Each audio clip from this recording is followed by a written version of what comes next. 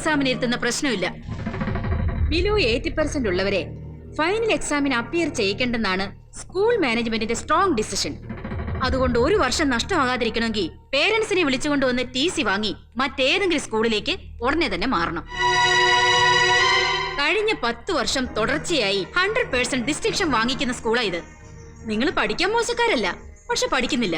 വേണ്ട, നിങ്ങളെ പോലെയുള്ള കുട്ടികൾക്ക് പഠിക്കാൻ ഈ നാട്ടിൽ ധാരാളം സ്കൂളുകളുണ്ട്. അവിടേക്ക് പോയിക്കോളൂ. വെറുതെ എന്തിനാ നല്ലൊരു സ്ഥാപനത്തിന് നിങ്ങളായിട്ട് ചീത്തപ്പേരുണ്ടാക്കുന്നേ?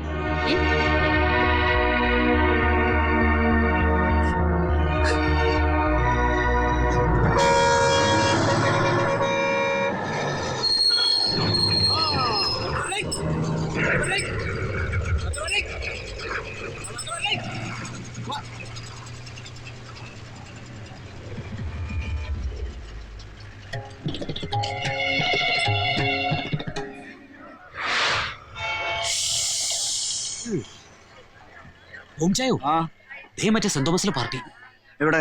അവിടെ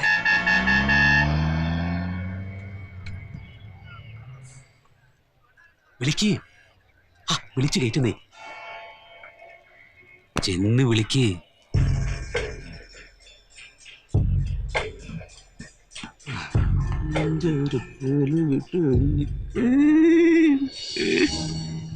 സമയം ഇത്രയല്ലോ.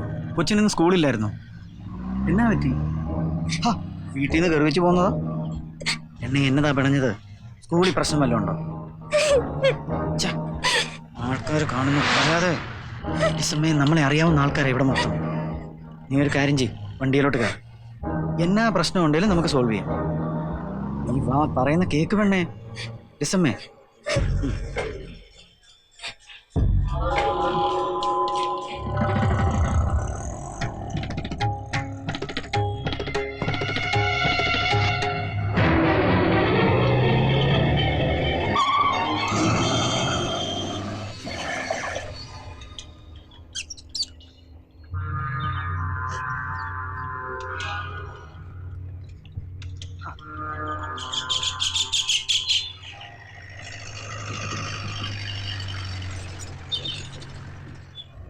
നീ പേടിക്കാതെ.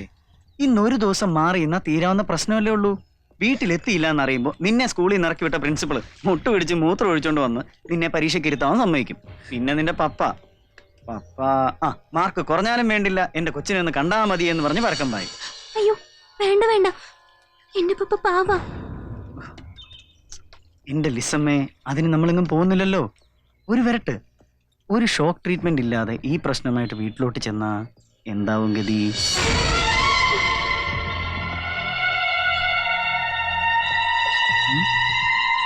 ഇന്നൊരു 8-9 മണിയാകുമ്പോഴേക്കും എല്ലാം ഒന്ന് കലങ്ങി തെളിയും. മാർക്ക് കുറഞ്ഞൊരു പ്രശ്നമല്ല എന്ന് പ്രിൻസിപ്പാളും നിന്റെ പപ്പായും ഒരേ സ്വരത്തിൽ പറയും.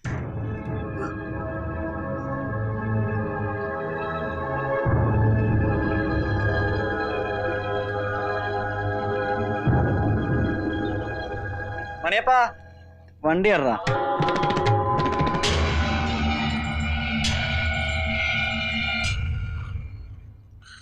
മണിയപ്പാ, എണ്ണീരടാ, നേരം എടുത്തുന്നോ.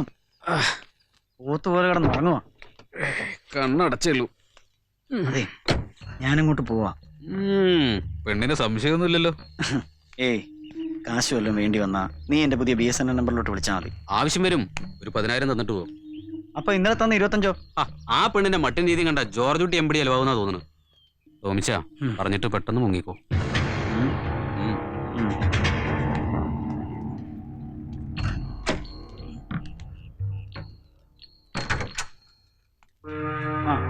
സമയം ഞാൻ നാട്ടിൽ വരെ പോയി കാര്യങ്ങളൊക്കെ ഒന്ന് അന്വേഷിച്ചേച്ച് വരാം.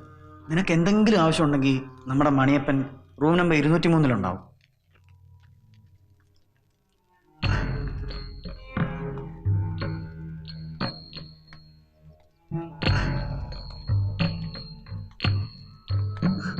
എന്തിനാടി പെണ്ണെ നീ ഇങ്ങനെ പേടിക്കുന്നേ?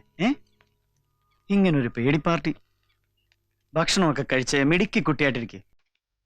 ഞാനിപ്പോ ഇങ്ങനെ വരില്ലേ?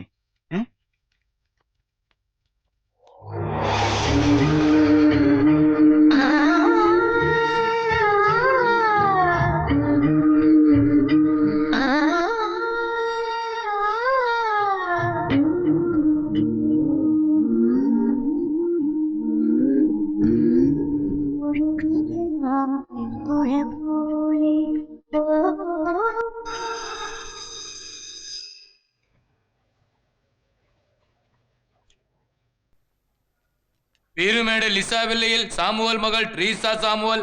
ട്രീസ സാമുവൽ. ട്രീസ സാമുവൽ.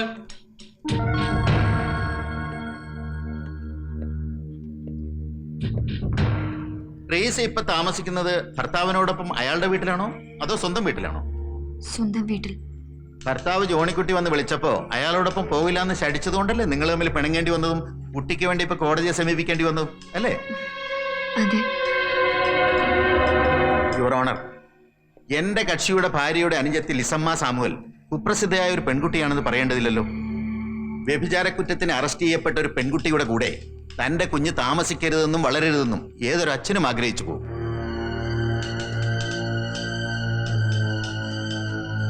ഒരു വ്യക്തിയുടെ സ്വഭാവ രൂപീകരണം ബാല്യകാലത്ത് ഇടപഴകുന്ന വ്യക്തികളെയും സാഹചര്യത്തെയും ആശ്രയിച്ചിരിക്കുമെന്നാണല്ലോ. അതുകൊണ്ട് തിരിച്ചറിവിന് പ്രായമാകാത്ത ആ കുട്ടിയുടെ ഭാവി കണക്കിലെടുത്ത് കുട്ടിയുടെ സംരക്ഷണ ചുമതല എന്റെ കക്ഷിയായ ജോണിക്കുട്ടി ഏൽപ്പിച്ചു കൊടുക്കുവാൻ ബഹുമാനപ്പെട്ട കോടതിക്ക് ദയവുണ്ടാകണം. That's all your owner.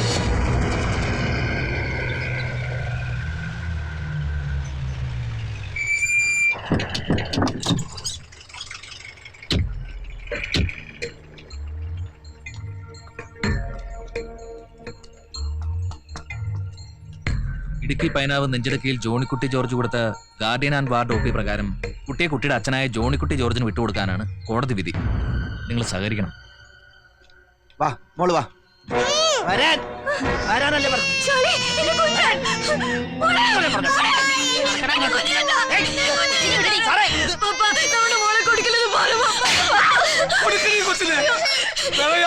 പെണ്ണ് ജീവിക്കുന്ന വീടായത്.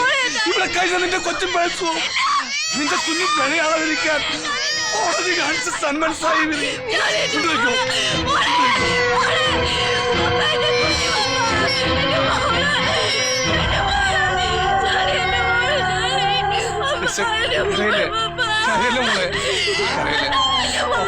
കരയിലെ മോളെ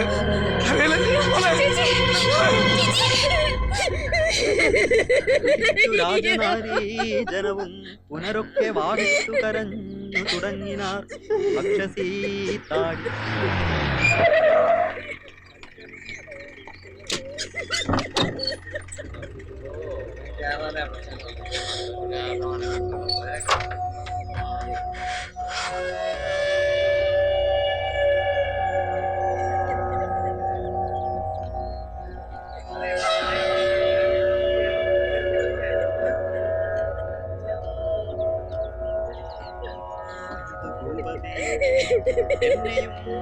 രാജ്യഭാരത്തെ രാഘവൻ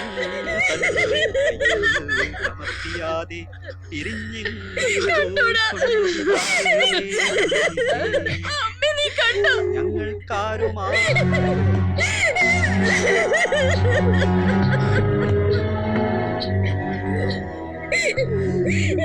വന്നത്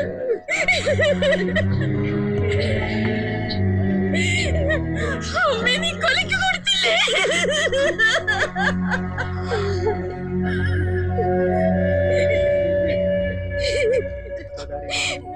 അമ്മ നിന്നോട് എന്ത് തെറ്റാണ് ചെയ്തത്? എന്ത് തെറ്റാണ് ചെയ്തത്?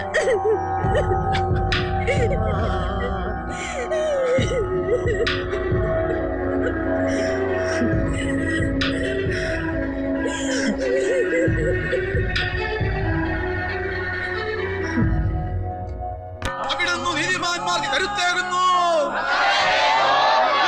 തണലേകുന്നു, തലപ്പമേകുന്നു.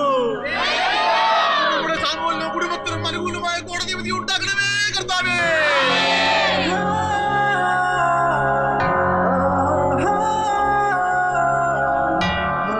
വ്യാപൃതരായ സഹോദരന്മാർക്ക് പാരസാദരം ഉണ്ടാകണമേ കർത്താവേ.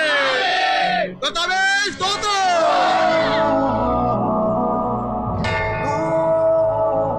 നമ്മുടെ സഹോദരൻ ശേഖരമായ സാമൂഹ്യനെയും കുടുംബത്തിനെയും വ്യാപൃതകളിൽ നിന്നും രക്ഷിക്കണമേ.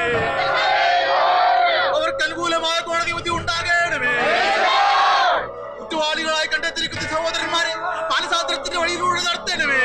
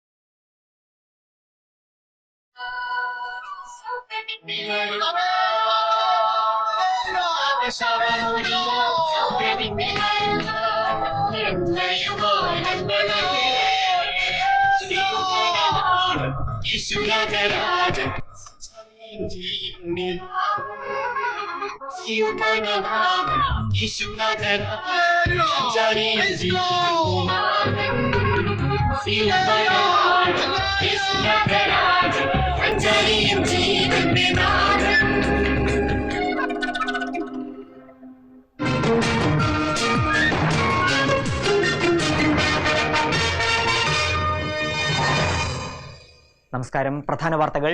വിവാദമായ ഏലപ്പാറ കേസിൽ ഹൈക്കോടതിയുടെ നിർണായക വിധി.